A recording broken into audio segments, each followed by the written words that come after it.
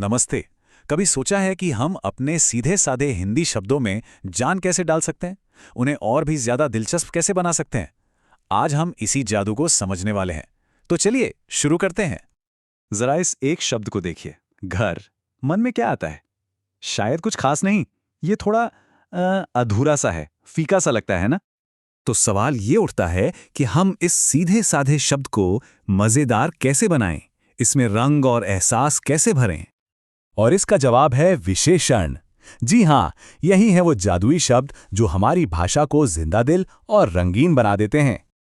तो ये विशेषण है क्या भला? देखिए, बहुत आसान है। ये वो शब्द हैं जो हमें किसी भी चीज यानी संज्ञा या सर्वनाम के बारे में कुछ एक्स्ट्रा बताते हैं, जैसे कि वो कैसी दिखती है, उसकी कोई खूबी या खामी क्या है, या फिर वो गिनती या मात्रा में कितनी है। इसको ऐसे समझिए, जैसे एक आर्टिस्ट के पास पेंट ब्रश होता है ना, वैसे ही हमारे पास विशेषण होते हैं।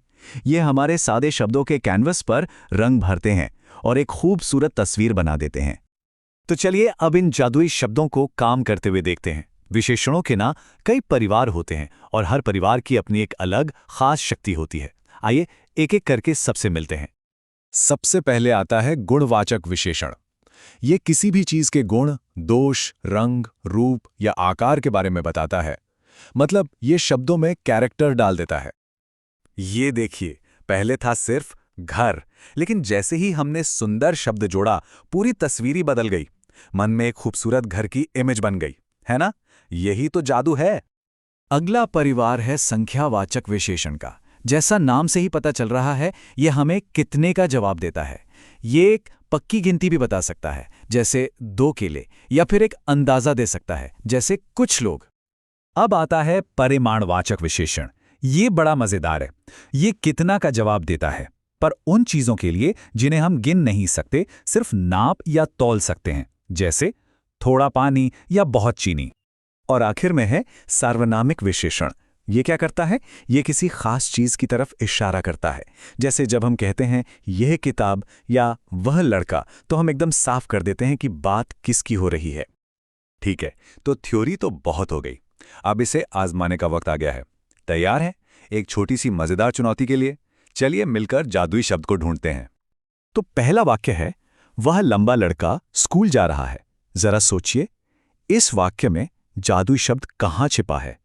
कौन सा शब्द हमें उस लड़के के बारे में कुछ खास बता रहा है? बिल्कुल सही, जादुई शब्द है लम्मा। ये लड़के का गुण बता रहा है। क्या बात है, बहुत बढ़िया। चलिए एक राउंड और हो जाए। वाक्य है, यह 2 किलो चीनी है। अब बताइए, इसमें वो जादुई शब्द कौन सा है जो चीनी के बारे में हमें कुछ बता रहा है?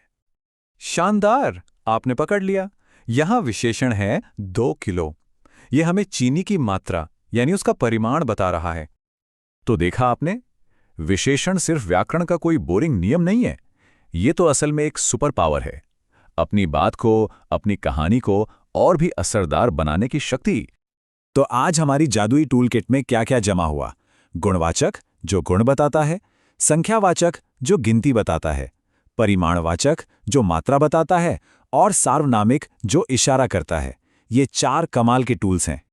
एक बात हमेशा याद रखिएगा, सही शब्दों का इस्तेमाल किसी जादू से कम नहीं होता, और विशेषण ही वो जादू हैं जो हमारी भाषा को सिर्फ बातचीत से कहीं ऊपर उठाकर एक कला, एक मास्टरपीस बना देते हैं।